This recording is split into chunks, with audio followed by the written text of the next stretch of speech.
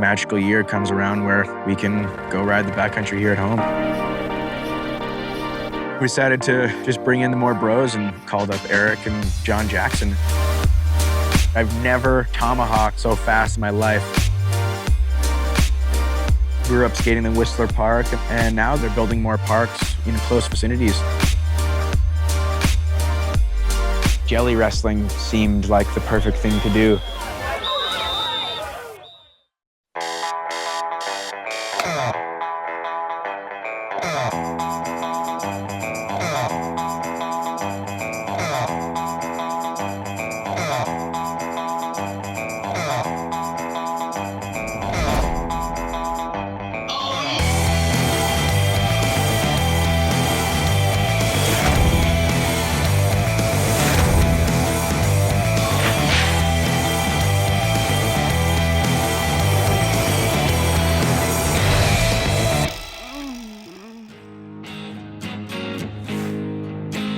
You know, I grew up here in Whistler and been riding this terrain forever. It's just a thing of comfort for me to be riding here, and Whistler backcountry has been no good for quite a few years now, and finally the magical year comes around where we can go ride the backcountry here at home.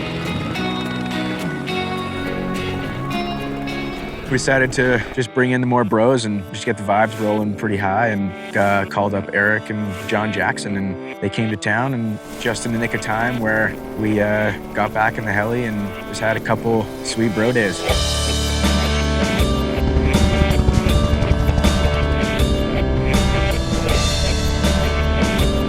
There's this big migration. Everyone goes to Alaska this time of year, but we just wanted to kind of do the opposite this year and just focus on what we know around here and what we can make the best of with all the terrain that's here that a lot of people can't get to.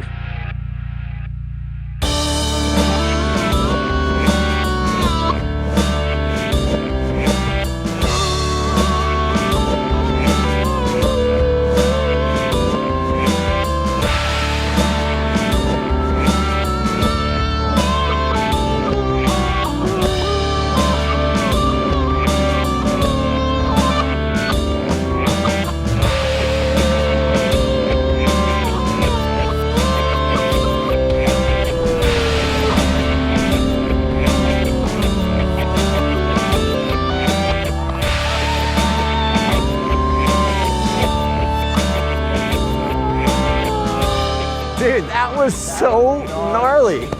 You're an animal.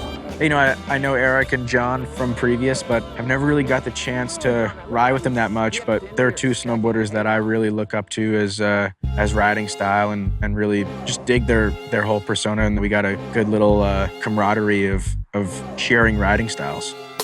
I remember way back then we used to hang. Everything was different and cool in the slang. Use words like being fresh and do the pop lock. Curb blow in your box and you don't stop. The ladies back then, they don't make them no more. Brothers pull their chairs and throw their jackets on the floor. So the girls walk by, say hi.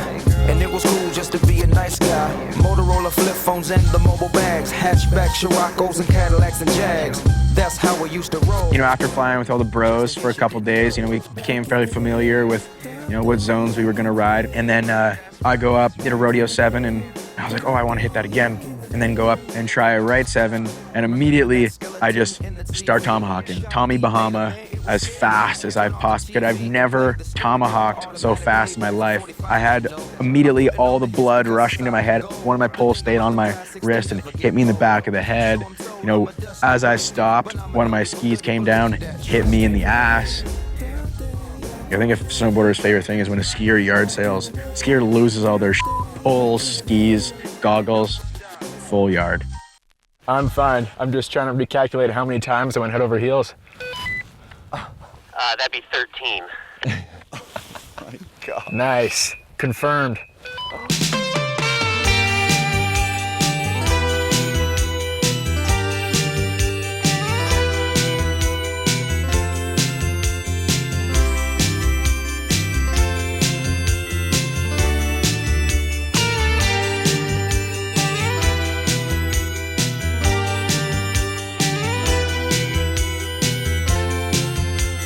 I think it was really cool just to see, you know, John and Eric's like brother camaraderie. How do these brothers like communicate and like work together out there, and like how they push each other and stuff like that. So it's cool to see like how they function out there and feed off each other.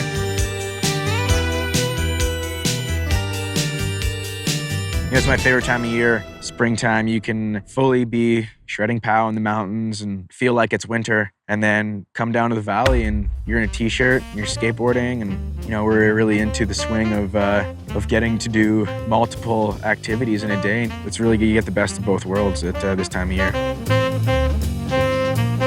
Skateboarding in the summer is not cross-training for me skiing, other than the fact that skateboarding keeps your creative mind flowing with how you're reading lines, how you're reading terrain. You know, we're out in the backcountry reading backcountry lines, you know, every day. So that's how I want to ski. That's how I want to skateboard. That's how I want to surf. I just want to, you know, have flow and just make everything smooth. I need wind dry so far, so far away. That had to have been sick, man. What? Yeah, you know, with skating around here, you know, we grew up skating in Whistler Park and, you know, kind of OG Bowl. And now they're building more parks in close vicinity. So now we just have so many options. We can go to Squamish Skate Park. There's a new skate park underneath the bridge at Squamish. You can skateboard if it's raining. You know, you go to Pemberton Skate Park. Whistler's expanding their skate park. So you really have, you know, it's never gonna get old around here. You got all these new parks to ride all summer long. Slip and slither, it's time to go. No time to live, no time to die. No time, no time. You know, Groovemeister had been working so hard at the restaurant all winter long, and then this idea came to me that, you know, we should get him out and have a little fun. And then, you know, jelly wrestling for some reason just seemed like the perfect thing to do, and so we made it happen. Kind of lets you unload some stress in the ring, you know? I love you,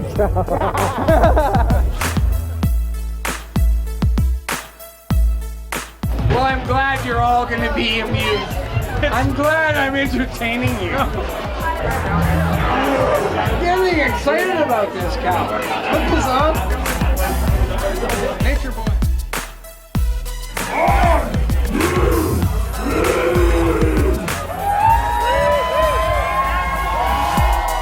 Having him in a wrestling outfit in a jelly pit with, you know, the entire Whistler crowd cheering him on was a sight to see.